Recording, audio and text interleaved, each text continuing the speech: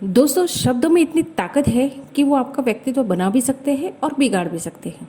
जब आप किसी ऐसे व्यक्ति से मिलते हैं जो आपसे बहुत प्यार और सम्मान से बातें करता है, तो आप तुरंत उसके फैन बन जाते हैं। उस वक्त आप उसके विचार भावनाओं से अवगत नहीं होते, मगर उसके शब्दों का जादू आप पर ऐसा चल जाता है कि आपकी नज़र में वो एक नेक इंसान बन जाता है। दूसरी ही तरफ, अगर पहली मुलाकात में यदि कोई आपसे बेरुखी से बात करे, तो दोबारा उससे मिलना तो दूर, आप उसका जिक्र तक करना पसंद नहीं करते। तो ऐसा इंसान आपकी नज़रों में घमंडी कहलाएगा। आपके कहे शब्द ही है जो आपको लोगों को प्रिय या अप्रिय बना सकते हैं। अब फैसला आप पर है कि आप क्या बनना चाहते हैं। आपके शब्द मुश्किल काम को भी आसान बना देते हैं। जीवन के हर क्षेत्र में सफल होने के लिए बहुत ज़रूरी है कि आपकी भाषा शालीन और शब्द सुंदर हो। शब्दों पर ध्यान देना ज़रूरी है। आइए सुनते हैं एक ऐसी ही कहानी जो आपको जीवन आगे बढ़ाएगी। कहानी शुरू करने से पहले अगर आप मेरे चैनल पर नए हैं तो सब्सक्राइब करें, और वीडियो अच्छी लगे तो लाइक करें, शेयर करें। एक बार महात्मा बुद्ध एक गांव में अपने शिष्यों के साथ घने पेड़ के नीचे छांव में बैठे हुए थे। आसपास के गांव के बहुत सारे लोग मानसिक समस्याओं को लेकर महात्मा बुद्ध के पास आ रहे थे। महात्मा बुद्ध उन सब की मानसिक परेशानियों का समाधान देते थे। सब लोग खुशी खुशी अपनी समस्याओं का समाधान पाकर वहां से लौट रहे थे। दुखी भिखारी अपने भाग्य को कोसता हुआ यही सोचने लगा कि अभी कुछ देर पहले तो ये लोग दुखी मन से मुंह लटकाए उन महात्मा के पास गए थे, और अब इतना खुश होकर कैसे वापस लौट रहे हैं। आखिर माजरा क्या है, ज़रा मैं भी जाकर देखूं। वो महात्मा ऐसा कौन सा खजाना बांट रहा है। इन लोगों के चेहरे इतने प्रसन्न हो गए, इतने लाल हो गए। जब वो दुखी भिखारी कुछ नज़दीक गया तो उसने देखा कि महात्मा तो लोगों के प्रवचन देकर लोगों के दुखों का निवारण कर रहे हैं। यह देखकर भिखारी के मन में एक तीव्र इच्छा हुई कि क्यों न मैं भी इन महात्मा के पास जाऊं।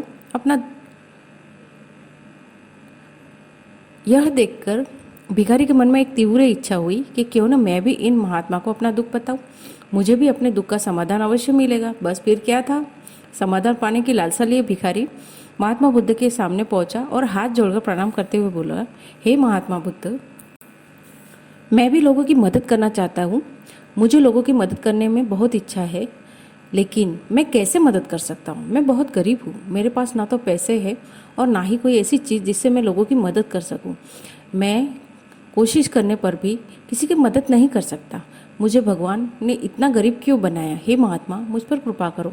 इतना बोलते हुए भिखारी रोने लगा। महात्मा बुद्ध बोले, आप बहुत अज्ञानी हो, क्योंकि अभी तक इस भ्रम में जी रहे हो कि तुम्हारे पास कुछ नहीं है, जबकि दूसरों को कुछ देने के लिए तुम्हारे पास कुछ होना ज़रूरी नहीं है। तुम बिना धन और वस्तु के भी दूसरों की मदद कर सकते हो। तुम्हारे पास जुबान है जिससे तुम मीठे शब्द बोलकर किसी के दुखी चेहरे पर मुस्कान ला सकते हो। इन्हीं शब्दों की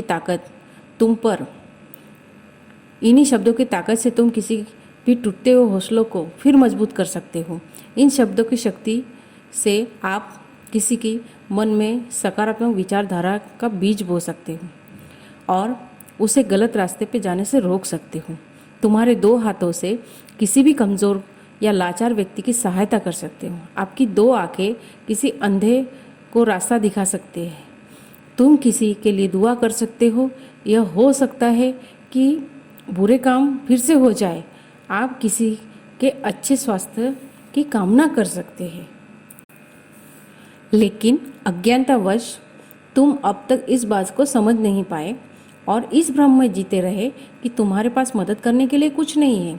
किसी की मदद करने के लिए धन और वस्तु का होना अनिवार्य नहीं है। बिना धन और वस्तु के भी हम कई प्रकार से लोगों की मदद कर सकते हैं। महात्मा बुद्ध के ज्ञान भरे ये सुंदर शब्द सुनकर भिखारी के चेहरे पर मुस्कान आ गई और वह खुशी से झूमता हुआ वहाँ से चला गया।